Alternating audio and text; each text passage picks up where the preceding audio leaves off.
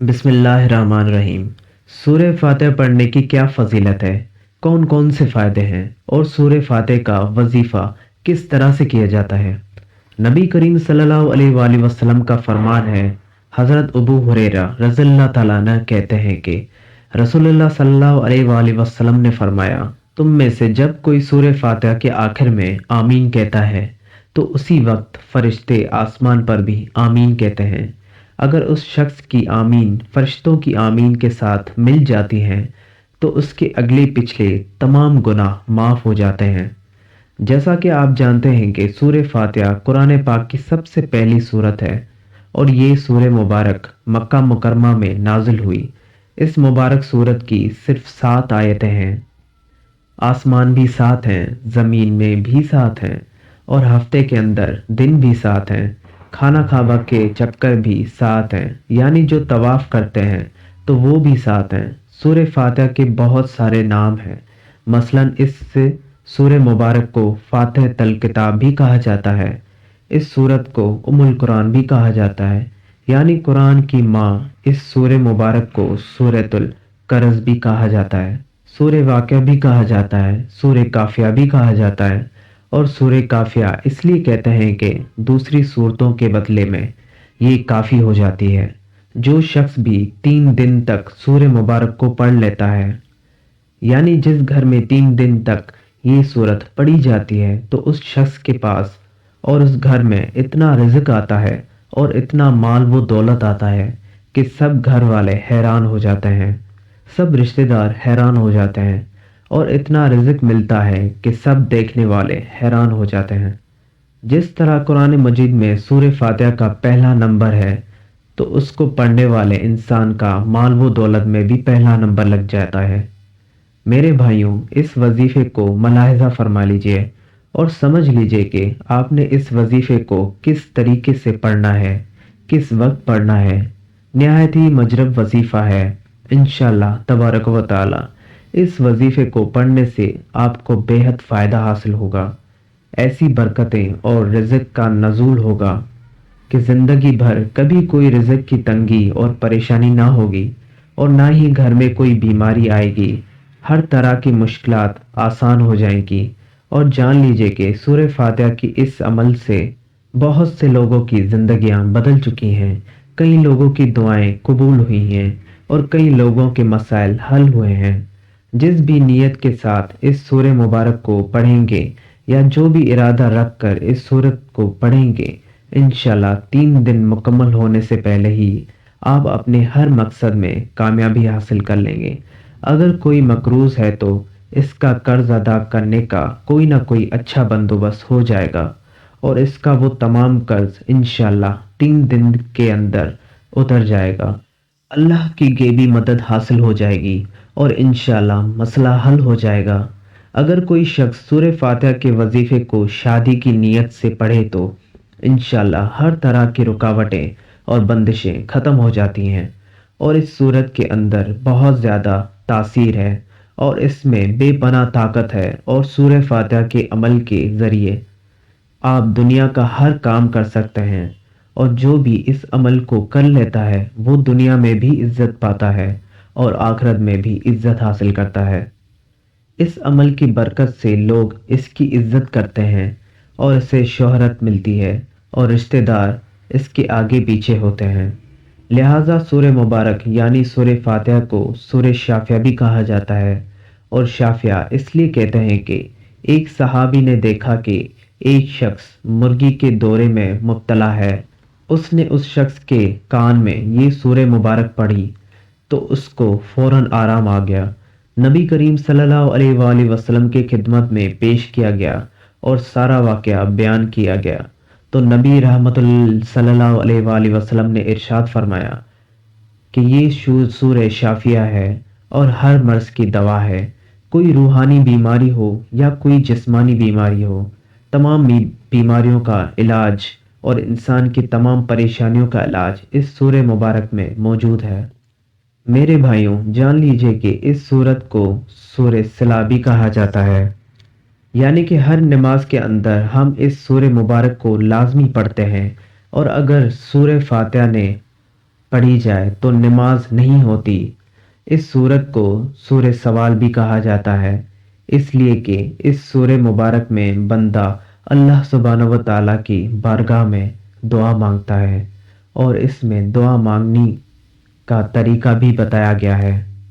میرے بھائیوں، اس سورہ مبارک کو پڑھنے سے دراصل ہم اس بات کا اعتراف کرتے ہیں کہ تمام تعریف اللہ رب العالمین کے لیے ہیں، تمام حمد اللہ سبحانہ و تعالیٰ کی ہے۔ پھر اس کے بعد انسان اپنی بندگی اور محتاجی کا ذکر کرتا ہے، اور پھر اس کے بعد شکر بھی ہے، یعنی صورت میں سب کچھ ہے، اور اس صورت میں بندوں کو اپنے رب تعالیٰ سے مانگنے اور دعا کرنے کا طریقہ سکھایا گیا ہے۔ لہٰذا جو بھی سورہ مبارک کو پڑھتا ہے تو اس کی ہر دعا مقبول ہونا شروع ہو جاتی ہے، اور وہ اللہ تبارک و تعالیٰ کی ذات سے جو بھی مانگتا ہے اس کو فوراً عطا کر دیا جاتا ہے۔ میرے بھائیوں، جان لیجئے کہ اس سورہ مبارک کے اندر 7 آیت ہیں، 27 الفاظ ہیں، 140 حروف ہیں، اور یہ ایسی مبارک صورت ہے کہ جس کی جتنی بھی تعریف کی جائے اور جتنی بھی برکتیں بیان کی جائیں کم ہی ہوگی۔ میرے بھائیوں، اس سورہ مبارک کا 3 دن کا وظیفہ کرنے کے لیے آپ کوئی سا بھی ایک وقت مقرر کر لیں، چاہے تو فجر کی نماز کے بعد، یا پھر ظہر، عصر، مغرب یا عشاء کی نماز کے بعد کا وقت مقرر کر لیں۔ جو بھی آپ کو سہولت ہو اس وقت کو مقرر کر لیں، اور پھر 3 دن بلا ناگاہ آپ نے یہ وظیفہ کرنا ہے۔ شروع اور آخر میں نبی کریم صلی اللہ علیہ وآلہ وسلم کے ذات پر درود شریف پڑھنا ہے، لیکن یہ جان لیجئے کہ سورہ فاتحہ کے اس خاص عمل کے لیے صرف درود ابراہیمی ہی پڑھنا ہے، اور کوئی دوسرا درود آپ نہیں پڑھ سکتے۔ اس وظیفے کے لیے دوسری اہم بات یہ ہے کہ بسم اللہ الرحمن الرحیم کی آخری میم کو سورہ فاتحہ کے الحمد کے ساتھ ملا کر پڑھنا ہے۔ انشاءاللہ آپ جب پڑھیں گے تو بڑی سے بڑی بیماری بھی ختم ہو جائے گی، بڑی سے بڑی حاجت پوری ہو جائے گی، بڑی سے بڑی مشکل آسان ہو جائے گی، یعنی جتنا رزق مانگو گے اللہ رب العزت اس سے بھی زیادہ اپنے بندے کو رزق عطا فرماتے ہیں۔ 3 دن کا یہ ایک ایسا عمل ہے کہ جو انسان کے ساتھ نسلوں کو آباد کر دیتا ہے۔ اس عمل کی طاقت سے آپ کو بے پناہ رزق ملنا تو شروع ہو جائے گا، لیکن اس عمل کی اتنی تاثیر اور طاقت ہے کہ آپ کے ارد گرد رہنے والے اور آپ سے ملنے والے جو آپ کے دوست احباب ہیں اور جو آپ کے رشتہ دار ہیں اور آپ کے ہمسایوں کو بھی اس عمل کی برکتوں نصیب ہو جاتی ہیں، اور اس عمل کا فائدہ ان سب لوگوں کو پہنچتا ہے، اور ان کی مشکلاتیں بھی آسان ہو جاتی ہیں۔ تو میرے بھائیوں، اس عمل کی برکت سے اگر آپ اپنے لیے دعا کریں گے وہ بھی قبول ہوگی، اور اگر کسی دوسرے کے لیے دعا کریں گے تو وہ بھی لازمی قبول ہوگی انشاءاللہ۔ یہ بھی جان لیجئے کہ اس عمل کے آویل اور آخر میں آپ نے 11 مرتبہ درود ابراہیمی پڑھنا ہے۔ بسم اللہ الرحمن الرحیم کو الحمد کے ساتھ ملا کر پڑھنا ہے، یعنی آپ نے اس کو یوں پڑھنا ہے، بسم اللہ الرحمن الرحیم الحمدللہ رب العالمین۔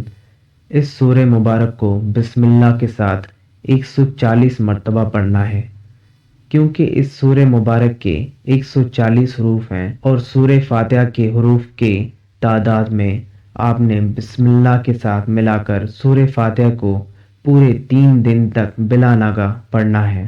یاد رکھیں کہ وقت بھی ایک ہی ہو اور جگہ بھی ایک ہی ہو، جہاں پر بیٹھ کر یہ عمل کریں گے جائے نماز بھی ایک ہی ہو، اور ایک پانی کی بوتل اپنے پاس رکھنی ہے۔ اسی پانی پر پہلے، دوسرے اور تیسرے دن دم کریں گے۔ گھر میں کوئی بھی شخص بیمار ہو اس کو وہ پانی پلائیں گے تو اس کو شفا حاصل ہوگی۔ گھر میں کھانوں میں بھی اس پانی کو استعمال کر سکتے ہیں، لیکن کوشش کریں کہ اس پانی کو باہر کسی کو مت پلائیں، کیونکہ اس کے اثرات بھی آپ کی طرف آئیں گے، اور پھر ان کو دفاع بھی آپ کو ہی کرنا پڑے گا۔